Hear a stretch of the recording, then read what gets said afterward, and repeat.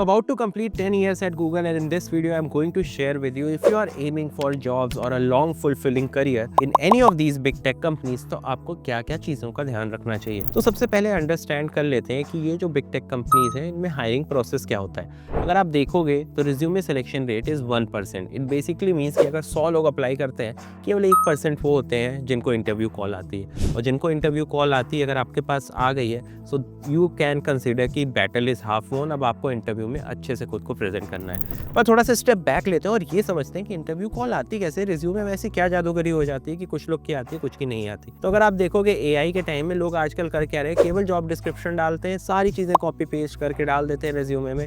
Resume आपका recruiter से बात नहीं करता है और यही सबसे बड़े नुकसान है जिसके चलते आपके पास कॉल नहीं आ रही। अब रिज्यूमे रिक्रूटर से बात कैसे करेगा? वो तब करेगा जब आपका रिज्यूमे आपकी कहानी बताएगा। अगर मैं बात करूं, मैंने अब तक 100 से ज़्यादा इंटरव्यूज़ ले लिए हैं लोगों के गूगल में, और वो रिज्यूमे डेफिनेटली स्टैंड आउट करते हैं जहां पे सामने वाले ने ये बता रखा है कि जो काम किया है उसका इम्पैक्ट क्या रहा है, जो काम किया है उससे कितने नंबर्स मूव किए हैं, जो काम किया है क्या वो अगर इस कंपनी में भी आ जाए रेप्लिकेट कर पाएगा कि नहीं, या जो काम किया है वो अपनी प्रोफेशनल समरी में कैप्चर किया है कि नहीं। इसके लिए एक बहुत ही अच्छा फ्रेमवर्क है जो मैं बताता रहता हूँ, लोग बहुत ही कम यूज़ करते हैं, वो है star framework. Situation, task, action and result. अगर आपने स्टार फ्रेमवर्क यूज़ करके अपने बुलेट पॉइंट्स लिख दिए तो आप शर्त लगा लो कि आपके रिज्यूमे अगर जॉब जो आप अप्लाई कर रहे हो उससे स्ट्रॉन्ग फिट है तो आपकी कॉल पक्के से आएगी। आपका ये सवाल तो हमेशा के लिए ख़त्म हो जाएगा कि यार मेरे जो जॉब है उससे प्रोफाइल मैच हो रही है पर कॉल नहीं आ रही। अब दूसरी चीज़ क्या है, अगर आप देखेंगे किसी भी बिग टेक कंपनीज़ के उसके अपने कुछ मिशन और विजन होते हैं जिसको वो फॉलो करना चाहते हैं। अब अगर हम बात करें मिशन और विजन की तो ये आपको समझना चाहिए कि वो कंपनी के क्या है वो मिशन और विजन। अगर आप अमेज़ॉन के इंटरव्यू में जाते हैं तो अमेज़ॉन अपने इंटरव्यू में आपसे 7 लीडरशिप प्रिंसिपल को टेस्ट करता है। गूगल में अगर आप जाते हैं तो गूगल की फिलॉसफी हमेशा से रही है don't be evil assume good intent. यहाँ पे ये चीज़ें चेक की जाती हैं और ये अब आप कहोगे कि ये मैं कैसे अपने आंसर्स में दिखाऊं, तो ये कंपनीज जब भी इंटरव्यू लेती हैं ये सिचुएशनल क्वेश्चंस देती हैं जिसके थ्रू ये चीज़ें चेक होती हैं। अब सिचुएशनल क्वेश्चन में आपसे पूछा जा सकता है कि tell me about a situation जब किसी और ने आपके काम का क्रेडिट ले लिया, आप कैसे बिहेव करेंगे। Tell me about a situation जब बहुत ही एम्बिग्विटी थी, आप कैसे थ्राइव करेंगे।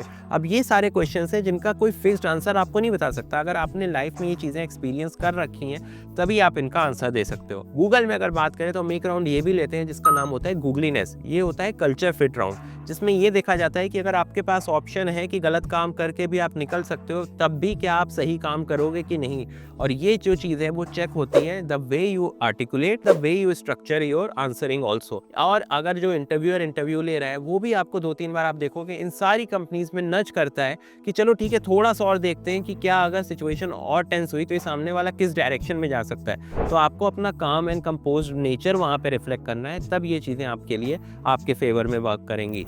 इंटरव्यू प्रोसेस के बाद अगर मैं बात करूं कि लाइफ कैसी होती है इन कंपनीज में और क्यों आपको डेफिनेटली एम करना चाहिए लाइफ में एक बार, वो इसलिए क्योंकि लाइफ ट्रांसफॉर्मिंग एक्सपीरियंस होता है। मैंने अपनी लाइफ की पहली इंटरनेशनल फ्लाइट इस ऑर्गेनाइजेशन के चलते ली जहां पे मैं काम कर रहा हूं। अगर मैं बात करूं, मैंने अपनी लाइफ की पहली कार भी इसी कंपनी के चलते ली। मैंने जो अपना घर लिया even though on home loan, but it has been possible because I am working in a good stable job. Founder बनना, स्टार्टअप करना काफ़ी फैंसी है, अगर आपको करना है आप डेफिनेटली करो।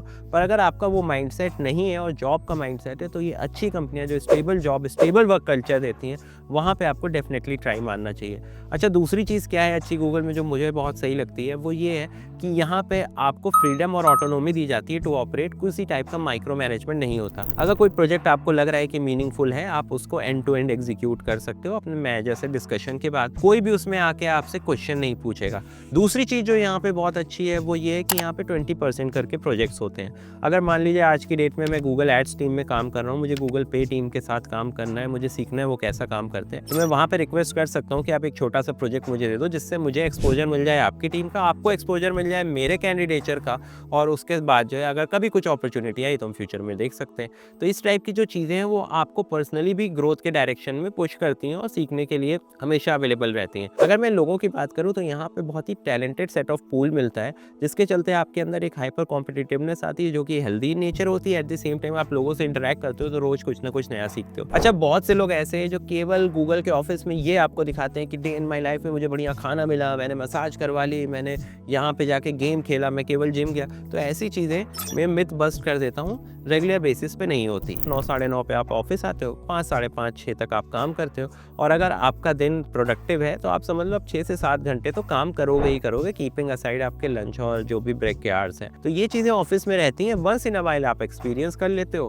बाकी टाइम ये है कि अगर आप किसी भी कंपनी को वैल्यूएट करो तो इस बेसिस पे करो कि वहाँ पे लर्निंग अपॉर्चुनिटीज़ क्या है, लोग कैसे हैं। ये जो पूरे लोग दिखाते हैं इस टाइप की चीज़ें, उन सब चीज़ों से दूर रहो, क्योंकि वो चीज़ें आपके करियर ग्रोथ के लिए ज़रूरी नहीं है, जबकि ये ज़रूरी है कि लर्निंग किस तरह से हो रही है। अब गूगल को अगर मैं ब्रेक डाउन करूँ तो यहाँ पे एक कंपनी नहीं है, मल्टीपल कंपनीज़ हैं जो एक साथ चल रही हैं। गूगल पे आपकी अलग टीम है, गूगल मैप्स की अलग टीम है, गूगल क्लाउड की अलग टीम है, गूगल एड्स की अलग टीम है। इस तरह से आपकी कम से कम 30-40 टीम्स हैं जो अलग अलग हैं। तो अगर आप किसी भी फील्ड या डोमेन से आते हो, आप ये समझ लो कोई ना कोई एक टीम ऐसी होगी जो आपके फील्ड या डोमेन से रिलेटेड वर्क कर रही होगी। आपको बस ये आइडेंटिफाई करना है कि उस टीम में किस टाइप के स्किल्स और रिक्वायरमेंट्स चाहिए होती हैं, उस पर आपको वर्क करते रहना है, जिससे जब भी अपॉर्चुनिटी आए, जो मैंने इनिशियली बता रखा है, वो चीज़ें करके आप एटलीस्ट अपने रिज्यूमे को फिक्स कर पाओ। मैं अपने 10 साल की अगर जर्नी की बात करूं तो ये जर्नी हैदराबाद से शुरू हुई, ये जर्नी गुड़गांव में अभी चल रही है। इस बीच मैंने 10 से ज़्यादा कंट्रीज़ गूगल के थ्रू घूम रखी हैं। एट द सेम टाइम मैंने अच्छे अच्छे लोगों से इंटरेक्ट कर रखा है। जो मेरे खुद का कोर फ्रेंड सर्किल बना है वो इसलिए बना है क्योंकि गूगल में